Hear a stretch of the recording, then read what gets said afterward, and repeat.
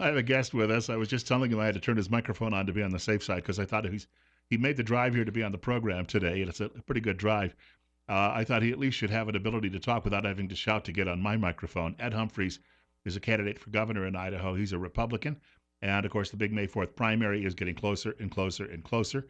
And he'll be speaking tonight at the Twin Falls County Republican Party Committee here in Twin Falls at County West. That'll be in the Planning and Zoning Commission conference room. That's on the Addison Street side of the building, or Addison Avenue side of the building, and it's on the first floor. So if you want to go and hear him speak and actually get a question or two in, this is your opportunity. It's almost 6 minutes now after 8 o'clock, and we're at 35. Bill Colley on 96.1 FM. That's News Radio 96.1 FM at 1310 KLIX, as well as News Radio 1310.com. Welcome. Yeah, good morning, Bill. We talked a lot on the phone. It's the first time we've gotten a chance to sit down and talk in person. We have talked a lot on the phone. It's wonderful coming out, and I got to meet your resident outdoor cats, Iris and Oscar, the feral cats. Yeah, and they are always hungry, too. Yeah. If you feed them, they're friendly.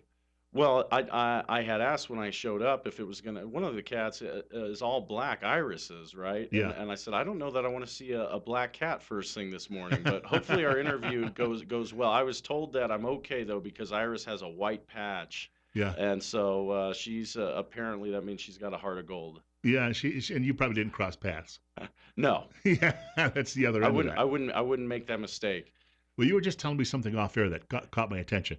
And here we are. We're only in October of 2021, and the primary is May coming up, so we've got to get through a couple of seasons yet before we even get there.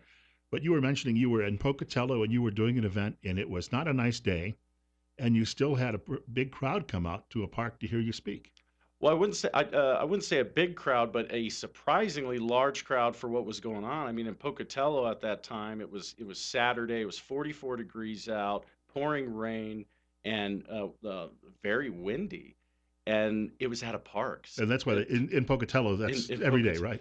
and so it was at a park, and so we were sitting in a restaurant having dinner out there, and looking outside. I said, "Well, I guess we'll go to the park and thank the host for putting so much work into getting the event set up." But I doubt anyone's gonna show. But boy, was I wrong. I mean, 28 people show up.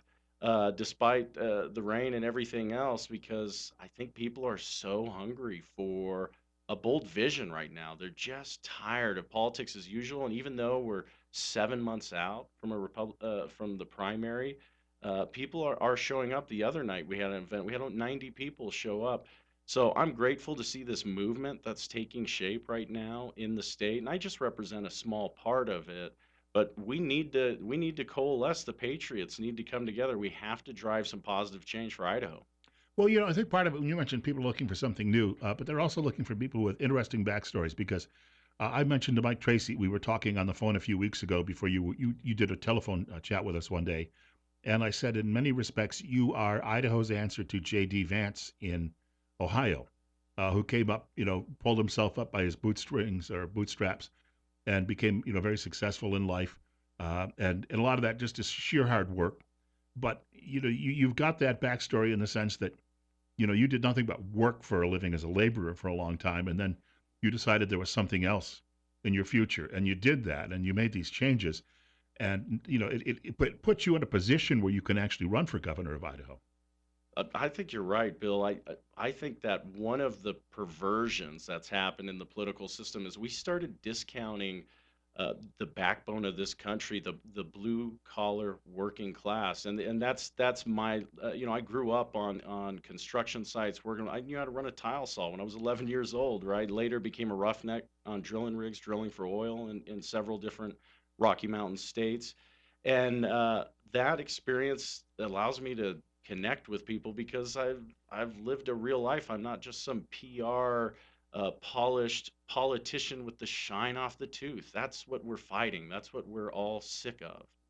We were talking about some of the media coverage and how this is working out for anyone who's going to be challenging Brad Little this year. And of course, the three major competitors, and there are two others. What are there? There's almost 8 people or so who are actually filing for the Republican primary, but there's a total of 11. Yeah. 11 now. Okay, yeah. But only 3 of you, I think, have any legitimate opportunity. And so you were called an extremist by the Idaho Statesman, and I wondered, what do they call Ammon then in that particular case? Because Well, you said it best. You would think his first name is anti-government activist, right? You said it best. Well, that's the point, though, is it almost seems that there's a fear among liberals know that they're not going to get a Democrat, obviously, elected in 2022 as governor. I mean, that's pretty clear. Just the numbers are against them in this state overwhelmingly. Certainly. So they've adopted Brad Little as their candidate. And that means when we say liberals, it's kind of redundant when you mention mainstream media. So they've adopted him, and they're going to do everything they can to try to tar anybody else who's challenging with this awful, awful brush. Well, Bill, this is an important point. It's not on my heart to be nasty and contentious. I think that there's too much of that in the political realm, but I do believe the truth ought to have its day. And one thing that more folks need to be acutely aware of is how our current governor received funding to run his last Republican primary campaign.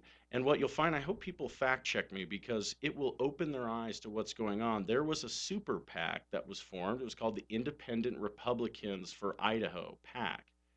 But the funders of this PAC, that was all the money was all spent to promote Brad Little's candidacy in the last Republican primary, almost $400,000. And you look at who funded it, and it was the Idaho Education Association and the National Education Association, which now has a legal defense fund to pursue anyone who opposes critical race theory and all this insanity happening in the education system. And then the other one is the Conservation League, and this is the type of leftist environmental group that's shutting dairies down and enforcing all these insane environmental regulations that crushes logging and crushes our ability in this state to work the land. Well, and then your office was, I think, the first to uncover this. I mean, it's like you've got a rapid response team in place, but when just before that deadline was going to take place, where people were going to be fired from hospitals for not getting the vaccine, the CEO of one of these hospitals writes him a nice personal check, campaign contribution. The day before that was supposed to take place. If that doesn't look, now I realize this happens, but the timing of it really looks shady. They're not going to be writing any for you, I'm sure, because I know where you stand Uh, on this yeah. matter. But once again, it just shows you they're getting what they want just by simply putting out the cash out there. I hate to say this, it's almost like a legalized form of I don't want to call it bribery, but because it is legal. But what's going on here is certainly they're they're getting favors done in exchange for that cash. Bill, I love that you're shining a light on this. And I always say, and it's the absolute, I mean, if you want the truth in politics, follow the money. Always, always, always follow the money, and you will get to the truth. And I get it. From a legal definition perspective, it would be a stretch to call it bribery. But I would also counter that argument in some ways and say, folks, there's a lot of things that are legal in politics that are illegal in almost any other sphere. Money laundering is an excellent example of this. So after I was a roughneck, I went and I got my education, and now I have a master's in finance. And I was for the last 5 years, I was a financial advisor. And one of the things that I was trained in was to identify the signs of money laundering and know how to combat it to not end up being a pawn in a money laundering scheme. And that knowledge I took when I started getting involved in the political realm. And what I've really come to find out is in the political realm, money laundering is legal. I'll give you this is from a national perspective. In the last election, I believe there was about $7 billion in outside political interest. So when I say that, and this is where I don't want to get too abstract here, but we're talking super PACs and 501c4s and these really abstract groups. And the moral of the story is they only know of those outside funding sources. We only know where 30 cents of every dollar even came from. And so here's my question. If we don't know where 70% of that money came from, billions of dollars, is it out of this world to say, is the Chinese Communist Party pumping dollars into our elections here in America? I think that's a fair question. I think it deserves an answer. But to get to your point about what's happening here locally, yes, I follow the money every day. We're very keen on doing that. And I discovered on August 31st, you had the CEO of St. Luke's personally donate to our current governor's reelection campaign. And then coincidentally, 3 weeks later, on September 21st, the governor announces he's injecting millions of state taxpayer dollars into the healthcare systems. And I've called for an investigation into the three major healthcare systems in the state, St. Luke's, St. Al's, and Primary Health. And here's my one question. Between federal and state tax dollars, we've turned over hundreds of millions of dollars of taxpayer dollars to private organizations. And my question is, what did they do with the money? I almost fear, though, that here's what you're up against is this almost. I don't want to. Well, they call it the old boy network. Some people call it that. Others might call it a cabal. But the AG's office is supposed to be an independent. It's not an adjunct of the governor's office. But when you call for an investigation, it's going to die there. It's not going to go beyond that. And that's another concern that I think that I have, and I think most people would have, and I think as a candidate you've got to have, is that you're not only trying to overcome the governor, you're trying to overcome a lot of other people allied with him politically. You're right. However, in this case, the law would be on the governor's side. Now, I feel like the governor has too much power in the state, and I think we need to look at seriously restricting the governor's powers. But as the law stands today, the governor has the authority to require either the attorney general or the prosecuting attorney of any county in the state to investigate the affairs of a corporation in the state. That's the law, and I believe that. And if I were blessed to be selected as Idaho's next governor, I believe it's incumbent upon our governor to say, hey, there has to be accountability and transparency anytime we're turning over tax dollars to private organizations. We want to know what you did with the money. And some people might say, well, they hired, all these screeners and this, that, and the other. Folks, we're talking just from the federal government alone, not including anything else. I mean, St. Luke's has received $130 million. Folks, I'm telling you, that wasn't all for screeners. Okay, my question is, the whole idea was to expand their capacity to address COVID. Yet here we have slightly higher numbers, well, recently, that's maybe not the case today, slightly higher numbers of COVID admissions than we had at the high water mark before, and yet the system's completely crumbling. So it's apparent to me they did not use the money to expand their treatment capacity. So I just want to answer the question, what did they do with the money? And if you look at the 2019 Form 990 for St. Luke's, their CEO at that time was paid $8.5 million that year. Eight and a half. Look, this isn't Mother Teresa running these organizations. These are corporatists, which, by the way, they don't even have to pay property taxes in our communities. It is a system I would say needs some heavy duty cleaning. Yeah. Somebody's got to get in there with a scrubber and try to get this out of there. But maybe governor's a good place to start. We would need obviously legislators to get involved too, but I think that what happens a lot of times is legislators will just follow whoever happens to be governor, and you can set a tone, and that might do it. You got the bully pulpit if you're governor, obviously, right? Yeah, and I think people sometimes they ask me because I've laid out a very bold vision, and one of the things that people say, they say, well, Ed, can you really do that as governor? And the one thing I always like to remind folks is there is formal power like what I just cited out of the Idaho Code, but there's also what you just said, Bill. There's informal power, the power of the bully pulpit. And so this is what I told a group on Monday night. I said, how powerful would it be if, as governor, the governor just said, hey, I'm going to on the side, separate from my duties as a public servant to the state, I'm going to start hosting fundraisers to raise all the money we need to fire Marlene Tromp from president of BSU, and then we will privately pay out her contract from what we fundraise. How much fun would we have all paying into the fund to fire Marlene Tromp? I mean, she's a garbage university president. I could see even $5 and $10 contributions flowing in for that one. We got to get to a short break. We've got more with Ed Humphreys coming up. He's here until 9 o'clock this morning. And if you do have a comment or question for him, remember that number is 208 736 0300. That's 208 736 0300. That is a Republican. Primary is coming up next May. We're at 33, 20 minutes after 8 o'clock. Bill Colley on Magic Valley this morning on News Radio 96.1 FM, 1310 KLIX, and News Radio 1310.com.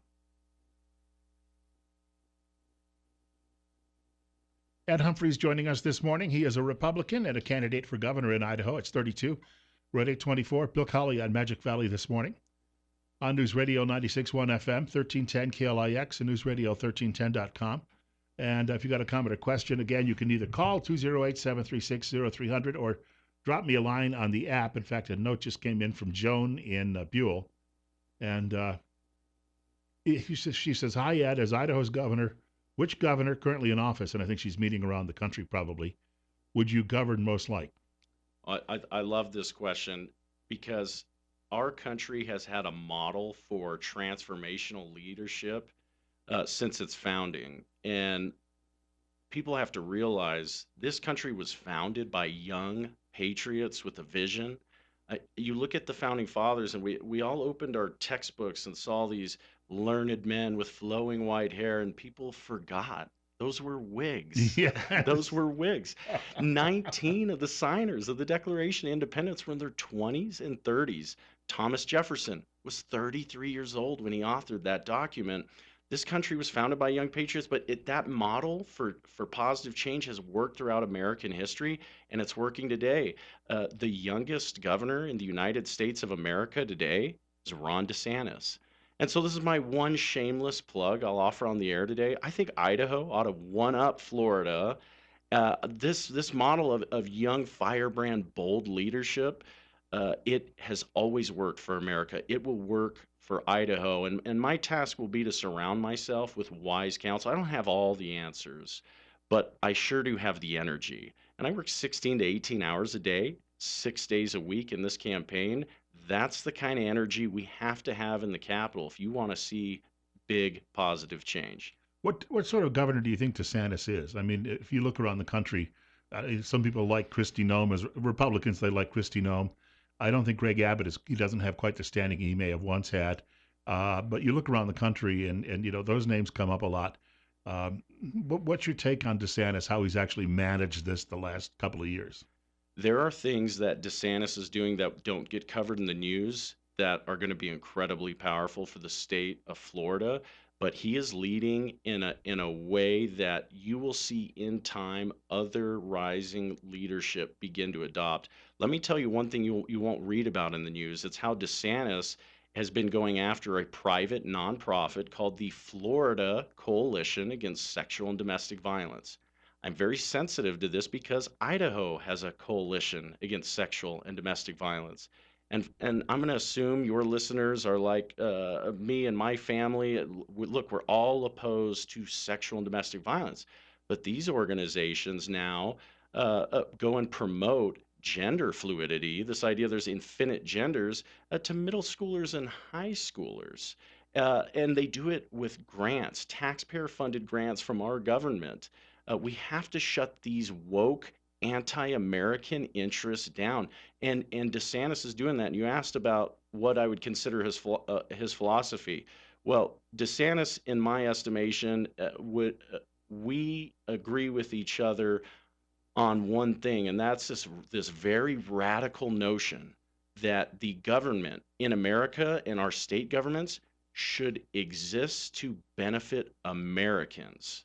That's a really radical, crazy notion, I know, but what I'm describing to you, this is the America First movement, that we have a government that benefits us, we the people. It doesn't benefit the United Nations or the World Economic Forum. It doesn't subsidize the Chinese Communist Party virus research. It benefits Americans. We have to get back to that. Ron DeSantis is leading the charge. Got about a minute before our break. We always like to ask the candidates a little bit about your web contact information. Yes, please go to edforidaho.com. I'm not just throwing out cheap platitudes. I'm so sick of that. I have a plan. I encourage you, go to edforidaho.com, and you can see I've articulated out most of my policy positions. I would love your input. Please sign up to stay informed and get our emails. We don't do the donate, donate, donate garbage. We just want you to be aware of what's happening right now. Yeah, I was going to say the newer candidates, younger candidates, we'll put it that way, younger candidates have a much better understanding of how important the web is in a campaign. And I think that a lot of people have told me, they said, oh, we've never had to do that. The ground may shift under their feet and they may get caught up that way. But I think that on a statewide level, everyone today, no matter who they are, obviously has some sort of presence. And that's how, in many cases, people first find out about you or really learn about you. You're right, but this is not uncommon with politicians. They are frequently far behind the ball. No kidding. We've got to get to a break. We've got more coming up with Ed Humphreys. He's a Republican and a candidate for governor in Idaho. And I'm at 34 right now, coming up on 8:30. Bill Colley on Magic Valley this morning on News Radio 96.1 FM, 1310 KLIX, and News Radio 1310.com. I got to mention quickly just a couple of things that we're doing tomorrow. At 8:30 tomorrow morning, we have the Twin Falls County Sheriff's Office. And at 9 o'clock tomorrow morning, we're going to be joined by Pastors Roundtable. The three pastors will be joining us, and all of that coming up. And of course, Friday on the program, the Gun Guys, between 8 and 9 o'clock. Ed Humphreys is joining us this morning. He's here until 9 o'clock today, and wanted to mention again, if you've got a comment or question for him, 208-736-0300. And the app is a great way to get in touch. Most people are doing that in this day and age. It's easy if you're driving down the road and you have the app on your smartphone. You can just voice text me. You can do that hands-free, and I can pass any comments or questions along. Ed is involved in this big primary coming up in May, and it's going to be a busy one. There are a lot of, as he pointed out, 11 names that have filed so far, and we're still expecting number 12, and that is the guy who'd like to perhaps maintain his job in Brad Little. Bill Colley with you, too, on News Radio 96.1 FM, 1310 KLIX, and News Radio 1310.com. We briefly talked about this a couple of weeks ago, the last time you were with us, and it's picking up a little traction because we're starting to get some news about the number of potential refugees who are going to be coming to Idaho. And I think the figure in the Magic Valley might be a couple of hundred. You had said that you thought that we should opt out of this program, and you're not doing this because you dislike refugees, but there are other reasons you think we need to focus. You just mentioned about Ron DeSantis putting Americans first, right? Yes. That this is what this is really all about. Yeah, Bill, and this is an important topic, and I feel like I have a powerful voice on this subject because you have to realize by any definition you can offer, I come from a family of refugees. My family lived under and fled from communism in Eastern Europe, from the former Yugoslavia to Germany and behind the Iron Curtain in East Berlin, right? Uh, the reality is, this is a different time for America. This is not the post Reagan years where we had just conquered the Soviet Union and global communism and the economy was firing on all eight cylinders. We have major problems right now across the country and here in Idaho. And the way that I see it, when you have law enforcement officers, teachers, and nurses who can't afford housing in the counties in which they work, this is not the time to be bringing other people in. And by the way, our agreement with the United Nations, which drives the refugee program, we don't pick where the UN does, the United Nations does. Uh, a part of that agreement is that when they come here, they have guaranteed housing. So you're telling me that we will throw law enforcement that serves and protects our communities to the side in favor of other people and help solve all these problems around the world? And look, I mean, private individuals that were in Afghanistan and worked with translators and whatnot. There are different programs to address the allies of our country. What we're talking about is the mass importation of individuals from across the world that's driven by the United Nations, of which in the UN, the largest voting bloc is the Organization for Islamic Cooperation. Folks, you have to understand that these member nations of the OIC, as it's called, many of them have banned Christianity, have outlawed Christianity in their countries. Yet they're very comfortable sending all sorts of people who believe in those philosophies right here into Idaho, and we take more refugees than 8 other states combined. Yeah, it's been a hot topic since I got here. I've been here not quite 7 years, and it cools at times because there was that slowdown under the Trump administration because I think Trump recognized that Americans are squeezed out of housing in many cases because of things like this. They're squeezed out of job opportunities, and of course, the situation today with our so-called labor shortage might mean that that's a little different, but probably some employers would welcome refugees. That's great, but on the other hand, put America first. I think that we've got to Absolutely. realize that sometimes our self-interests have to be set aside a little bit in order to do that. Plus, we're a lot of people right now hard pressed for money since they've gone through this pandemic and all of the disruptions, and they're going to be paying the freight for these people at least while they're here originally, right? For at least the first half year or so. Well, there are the initial programs, which I believe last about 8 or 9 months, in which these federal programs cover housing and all the other things that surround getting them into the community. And look, I believe in the spirit of Christian brotherhood and loving your neighbors, and you certainly should try and help your neighbors in some way. But what's not appropriate is bringing people into this country and then getting them used to being on the dole. And I get that most of them are working class families, but we have to be careful about what these corporations do to take advantage of this system to profit from it. And I'll tell you, this labor shortage we're experiencing is a distortion that was created by the government. It's created by the government. They hire people for perfect example. There's a highway district in the state that runs a commuter program. So they hire all these people. They spend $2.5 million in the last year to basically help 600 people get to work. $2.5 million to help them commute to work. Folks, if you don't know how to call a friend or a coworker and have them pick you up at your house, and we have to have the government hire people to do that, holy smokes. We've got more coming up with that Humphreys. It's 35. We're at 8:40. Bill Colley on Magic Valley this morning on News Radio 96.1 FM, 1310 KLIX, and News Radio 1310.com. Oh, the music is always good. I gotta tell people when the music's playing here, it's random. It's not picked. I don't select the music. It just pops up. That's from the Twilight Zone. We should point out Very just in case. foreboding. Yes, foreboding.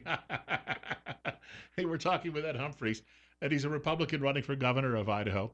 Primary is coming up in May of next year, and we're at 37. It's 8:43. Bill Colley as well on News Radio 96.1 FM, 1310 KLIX, and News Radio 1310.com.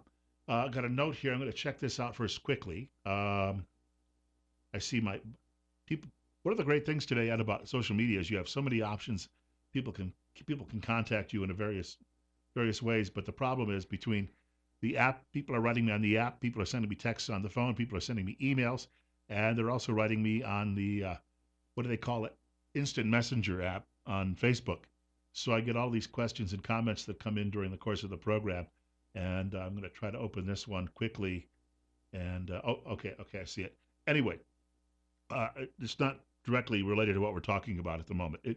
We could get into this in a moment, but we have a subject you wanted to address, and that is, as of yesterday, Monday, excuse me, I'm getting behind myself a little bit. We had a marijuana dispensary open up in Jackpot, which obviously it's there because they're not serving Nevadans.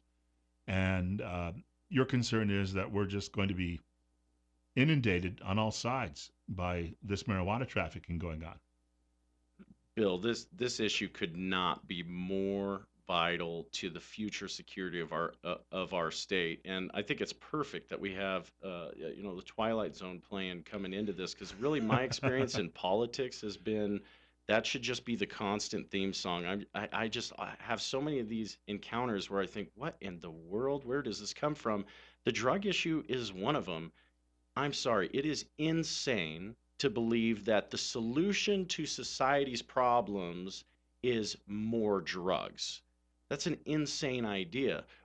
I believe Idaho ought to be a state that celebrates family values and American values rather than homelessness and the drug culture. But that is what is starting to surround our state. I'm deeply concerned if Idahoans do not have a champion for governor who will truly back the blue and fight this incursion coming into our state. Not only are we going to have major public safety issues with the criminal element that's in our state. We have to give law enforcement the tools to address this coming in.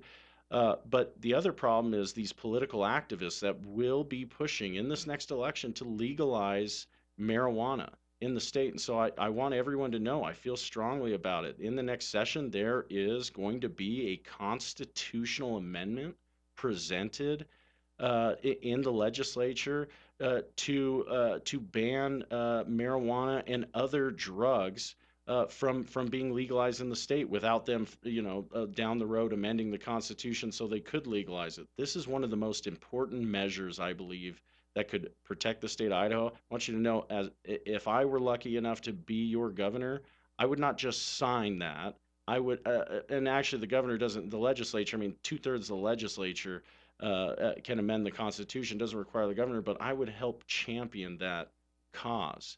And that's what we need right now, or we're going to have marijuana in the state. We're going to end up looking like what happened in Colorado, which was a reliably Republican, Republican trifecta, Rocky Mountain cowboy culture state. I mean, does it sound familiar, right? And now look at what's happening to Colorado because of drug legalization. So we're not going to do it here.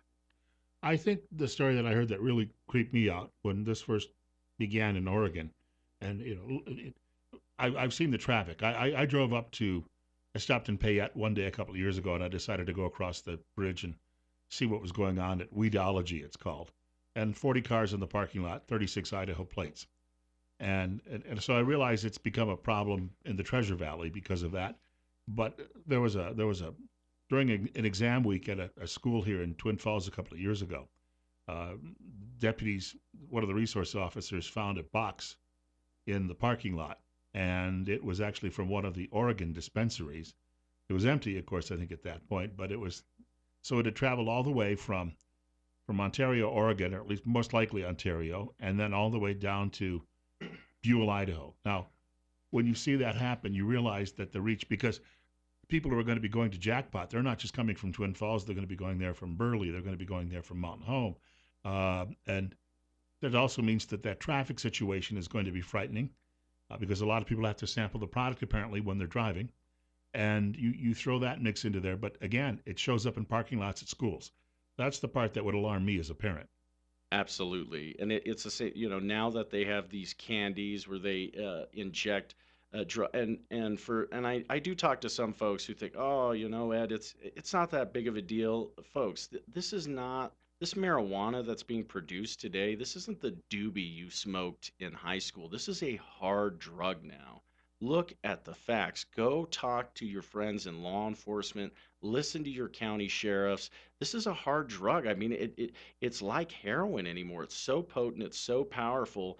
And Ontario is an excellent example, Bill. They have. I went to the did an interview at the Argus Observer, and so we had to go into Ontario to do it. Generally, I avoid crossing the state line because I don't like Oregon, right? And I try to stay in Idaho, but we went to the Argus Observer to do the newspaper interview, and sure enough, there's this pot shop with a drive-through, and you have I don't even know there must have been 20 or 30 cars in this drive-through to pick drugs up. This is totally unacceptable. Well, I realize the libertarian argument, and you want to be also compassionate to people who think it helps them when it comes to illnesses. Cancer comes to mind. I mean, I know people who use it for that reason. I do know that there was an individual that I used to see on Facebook who would smoke it on Facebook Live and talk about how it helped her with her cancer. I don't know that she's still with us. I do know that law enforcement didn't bother her. She wasn't going outside, and they left her alone in that situation. But when I did that visit to Ontario, I actually asked our prosecuting attorney, a local deputy, and a doctor here in town to help me out with getting information about this together. And they provided me with something that was so thick, it looked like the old-fashioned thick phone books, maybe from a big city like Portland, right? Mhm. And I read through all of that, and then I wrote a piece about it for our website. And the folks, there's no line for one of my school teachers, but we had a debate about this in high school many years ago. And the kids who smoked, he said, you guys get higher talking about it than I do off a six-pack. And the people just lit into me and said, you're just reviving, reefer madness. But I had read through, hundreds and hundreds of pages of this. and they're ignoring that. They're ignoring that medical advice. And I do understand that they're a small voting bloc, I suppose. But everything I've heard about what's happened in Humboldt County, California, or you just referenced Colorado and you spent some time there as a kid, and going to Denver and what it looks like now, and then they decided, well, we can do this, we can move on to magic mushrooms. For crying out loud, where does it end? Bill, you're right. It will not end. The moment that you embrace this idea that people, should gather together and do drugs for recreational fun, it doesn't end. That is the drug culture. And you want to know what happened in Colorado after they started legalizing drugs? People think that the homeless population are there are some families. It's heartbreaking. Look, I was a homeless youth. I know what it's like to couch surf, right? And to survive trying to find a job or from paycheck to paycheck or from whatever handout a friend can give you. There is a portion of the population that battered wives and things like that, that it's tragic and it's horrific, but I'm grateful because we have an excellent faith community. We have excellent services to help those people protect themselves, turn things around, and get on their feet again. And for those folks, I want to encourage all of you. I mean, God bless every one of you that has gone through that adversity and come back. That's the American dream. But we have to recognize there's another side to homelessness, and it is the chronically homeless drug addict battling mental illness and other things. And these people, you think that they have no resources, folks. These people travel. Look, I used to ride when I was growing up, and even as a teenager, I rode Greyhound all the time. Go ahead if you think I'm just being an alarmist. Go book a Greyhound ticket to San Francisco, and you tell me how many people on that bus are homeless people, who just who travel around and they go to places that have very favorable drug laws because they want to do drugs. And we have a good sized homeless population right here in Twin Falls. I mean, they're living in a canyon for crying out loud. I got to remember I can't keep saying crying out loud, but I get so worked up about this stuff. Hey, I got a note from a writer, and I admit that I'm probably, I don't have as much perhaps background in Idaho Constitution. But the writer says, Idaho Constitution preamble test, and then says, we the people of the state of Idaho grateful to, and then fill in the blank. I believe it says to our creators and do establish this government to secure the blessings of liberty and the general welfare. And I've looked up that term general welfare as well because this is something that's concerned me because we've slowly actually been accepting a lot of Marxist notions, collectivist notions. And the reason we do it is all in the name, it's always in the name of public safety, right? And so I've studied what that means in general welfare. I'll tell you what they're advancing now and what the difference of that is. Um, the Today we practice what's called central planning, and I've talked about this on the show before, but it's worthy of mentioning again. Central planning is core to all the collectivist ideologies, and what it says essentially is that subject matter experts are more qualified to make decisions for other people, so they're the ones who are empowered to make decisions for us. And I always, I jokingly ask at my events, I ask folks, has anyone here heard of a Dr. Fauci? And people always chuckle, but the reality is Dr. Fauci is the absolute epitome of a collectivist central planning. But we have a whole host of Dr. Fauci's in the state, and oftentimes Republicans will advance central planning because of this general welfare clause that exists both in the Idaho state constitution. It exists in the U.S. Constitution. The founding fathers talked about general welfare, but what that's referring to is it has more to do with protecting individuals' rights, with maintaining a justice system that is free and fair and has due process, and maintaining a basic level of infrastructure that allows us to enjoy our freedoms, right, and to conduct commerce effectively. General welfare does not somehow translate to some education professional gets to administer a test to a young. This happened to my family in Eastern Europe. This is a real thing. a lot of people who visited communist countries understand this. Their kids take tests and at young ages, IQ tests, the whole 9 yards. And if they don't meet certain thresholds, they don't get to go past a certain grade level in school, right? If they don't, in sports, their athletics, if they don't meet certain thresholds at certain ages, suddenly they don't get to participate in that sport anymore because they only care about developing Olympic athletes. They're going to invest all their resources in that. These subject matter experts exist in all fields and all walks of life. They will completely control your life if we don't take back that original intent that is contained in the Constitution. Got about 90 seconds to go. What's your elevator speech in these situations?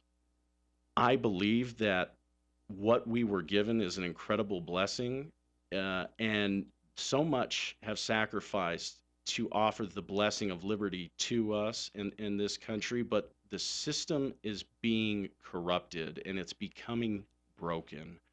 And I believe that this is not the time to rely on professional politicians to somehow improve the circumstances and drive change. They've been molded by the status quo. They're not going to change the status quo.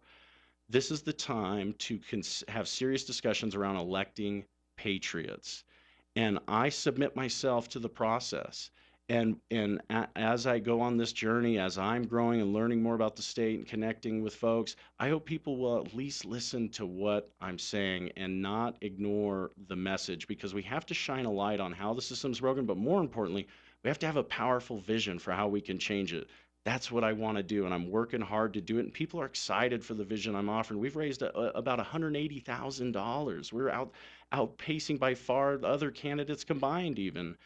So I hope people will go to edforidaho.com, join our movement, come to an event, meet me, continue this dialogue that Bill and I have had today. About 30 seconds, and you have a Facebook presence too. Yes, so you can find us we're on 8 different social media platforms. Whether you're searching, Ed Frido or Ed Humphreys for governor, follow us on social media. We put out a lot of great video content, a lot of informative stuff. This is not platitude stuff. I like to inform people and educate them. We'll be talking again with Ed Humphreys. He's a candidate for governor in Idaho on the Republican line. Primary is coming up in May of next year. And again, he's speaking tonight at the Twin Falls County Republican Party Committee. That's going to be taking place at County West off Addison Avenue, on the Addison Avenue side of the building, planning and zoning conference room. You'll be able to catch him there in person too. We're at 34. We want to thank you for coming by today. It's 8:59. News is next on Magic Valley this morning at 96.1 FM, 1310 KLIX, and News Radio 1310.com.